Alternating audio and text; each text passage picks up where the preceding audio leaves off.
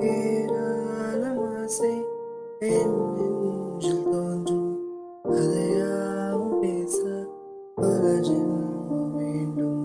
ஏழேழு ஜென்மம் ஒன்றாக சேர்ந்து உன்னோடு இன்று நான் வாழ வேண்டும். காலம் முடியலாம், நம் காதல் முடியுமா? நீ பார்க்க